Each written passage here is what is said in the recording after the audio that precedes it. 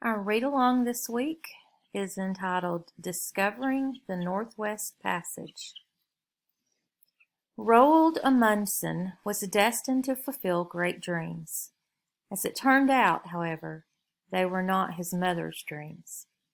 She hoped he would become a doctor, but in the midst of his medical studies, Amundsen left to pursue his own dream, the search for an ocean passage across the Arctic to the northwest.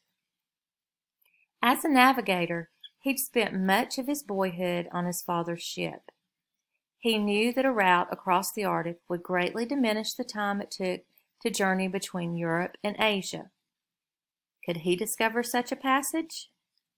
Amundsen felt up to the challenge.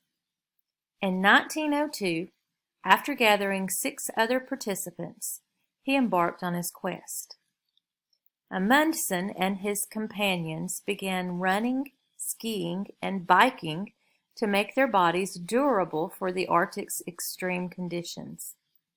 This physical exertion, they deduced, would be the equivalent of what they would have to endure.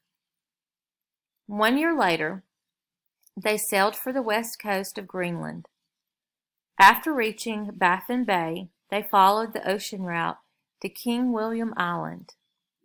Here, Amundsen interrupted the journey for 2 frigid winters. This period of time had a purpose.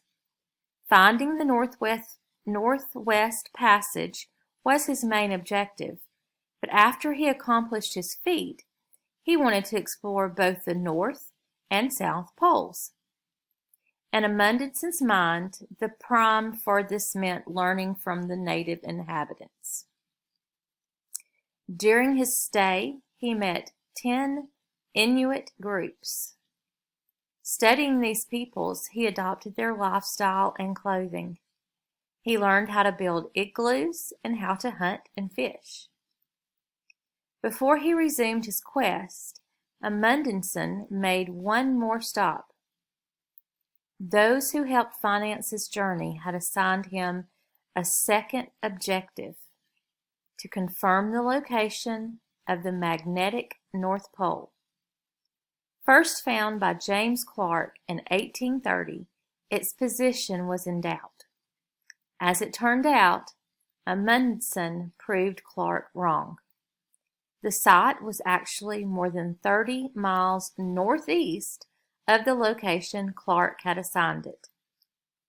In August of 1905, Amundsen set sail west through Simpson Strait, where he encountered a treacherous expanse of water strewn with ice and rocks. After a nail-biting journey, his ship sailed on until it emerged at the other end of a gulf that today bears his name. Amundsen called this period the 3 longest weeks of my life. Then, on August 27, 1905, Amundsen heard someone shout, "Vessel in sight!" A whaling ship was approaching from the west, proof that Amundsen had crossed the Arctic. After all he had sacrificed, Amundsen's belief in the Northwest crossing had been affirmed. Amundsen's own words describe the culmination of his childhood dream. "I had a peculiar sensation in my throat. I was somewhat overworked and tired, and I suppose it was weakness on my part. But I could feel tears coming to my eyes. Vessel in sight."